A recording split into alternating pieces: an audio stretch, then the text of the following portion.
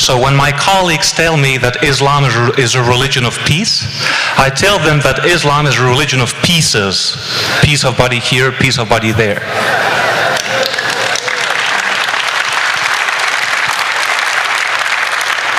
Now, this panel is about radical Islam. I would take the word radical out of the equation. The problem is Islam.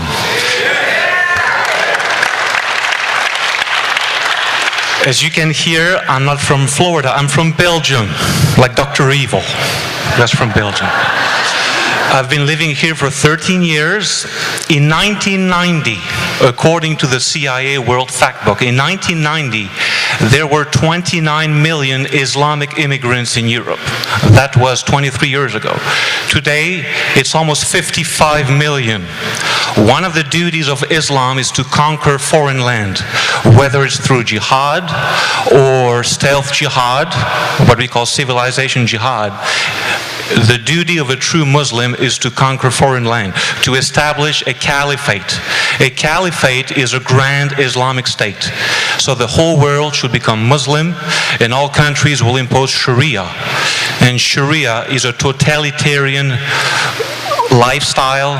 It's going to tell you how to dress, the way you talk, the way you walk. Women have fewer rights. They have Sharia in my country. It's not in the Constitution, but it's in the schools. They have no-go zones. In Brussels, Belgium, they have no-go zones. A no-go zone is a zone that is occupied by Muslims where even the police are afraid to go. And during Ramadan, the police cannot be spotted eating a sandwich. It's too offensive. So do you get the big picture? Muslims are telling us what to do. I think that prevention is better than cure, and we don't want that in the United States.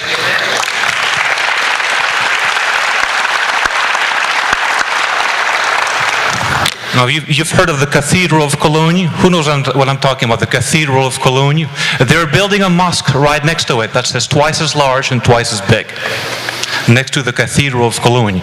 In England, they have 87 Sharia courts, headed by an Islamic judge, which means that the husband can beat his wife. In the United States, we have no Sharia courts, not yet, unless we take action. There is a movement called ALAC, American Laws for American Courts, and it's a movement that opposes Sharia.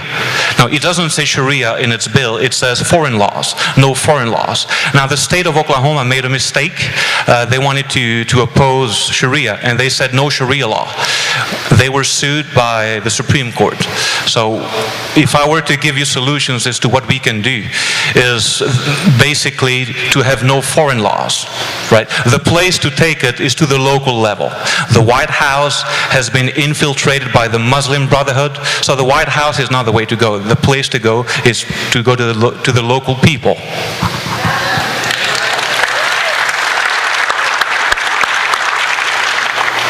Before 9/11, there were 1,200 mosques in the United States. Today it's 2,200. This is no coincidence. Even though they killed 3,000 people on that fateful day, they will continue invading our country.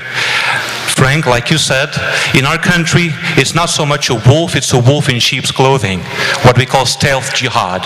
Infiltrating our education, infiltrating our cultural system, imposing political correctness and hate crime bills. If they can do it in Europe, if they can do it in Canada, they can do it here. Speaking of Canada, in 2011, they passed a law forbidding anyone criticizing any religion. So you cannot criticize Christianity, Judaism, Islam. If you do, you will be fined. And if you refuse to pay the fine, you'll go to jail. If they can do it in Canada, if they can do it in Europe, they can do it here. Our First and Second Amendments are our last chances to survive.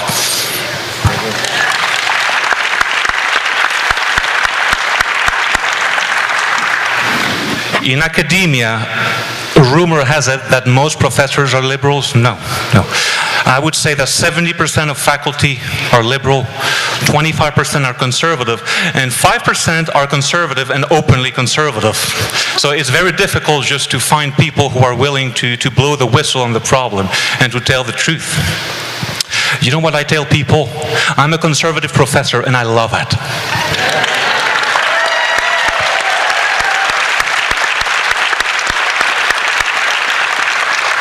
Now, we do have Muslims who are on the fence.